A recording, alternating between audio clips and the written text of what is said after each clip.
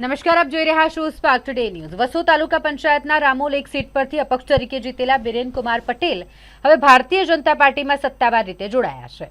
નડિયાદ સ્થિત કમલમ કાર્યાલય ખાતે યોજાયેલ કાર્યક્રમમાં તેમણે 10 થી વધુ સમર્થકો સાથે ભાજપનો ખેસ ધારણ કર્યો। આ પ્રસંગે ખેડા જિલ્લા ભાજપ પ્રમુખ નૈનાબેન પટેલે બીરેન પટેલ અને તેમના સમર્થકોને ભાજપમાં આવકાર્યા અને અભિનંદન પાઠવ્યા।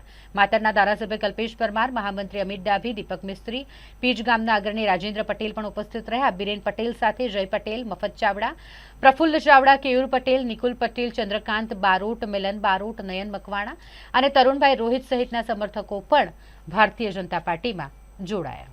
આજે ખેડા જિલ્લાની સામાન્ય ચૂંટણીઓમાં વસો તાલુકા પંચાયતની ચૂંટણીમાં વસો તાલુકાના રામોલ 1ના તાલુકા પંચાયતમાં અપક્ષ લડેલા ઉમેદવાર બીરેનભાઈ પટેલ વિધિવત રીતે એમના સમર્થકો સાથે ભારતીય જનતા પાર્ટીમાં જોડાયા છે।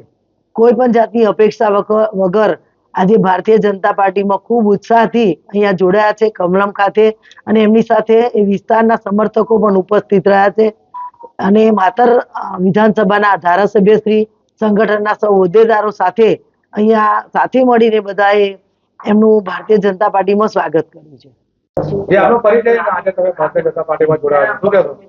નમસ્તે, મારું નામ બીરેન કુમાર નરેન્દ્ર કુમાર પટેલ છે। હું વસો તાલુકા પંચાયતના અપક્ષ તરીકે ઉમેદવાર તરીકે જીત્યો હતો અને હું મારા મનથી ભાજપ જનતા પાર્ટીને હું જોડું છું અને હું ભવિષ્યમાં તાલુકા તેમજ મારા ગામમાં વિકાસ કરીશ તેવી હું બાંહેધરી આપું છું। કેટલા લોકો અન્ય સાથે જોડાયા? મારી સાથે 10 જણા ટીકામાં અને ગામના વડીલો સાથે અમે ભાજપ જનતા પાર્ટીમાં જોડાયા છીએ।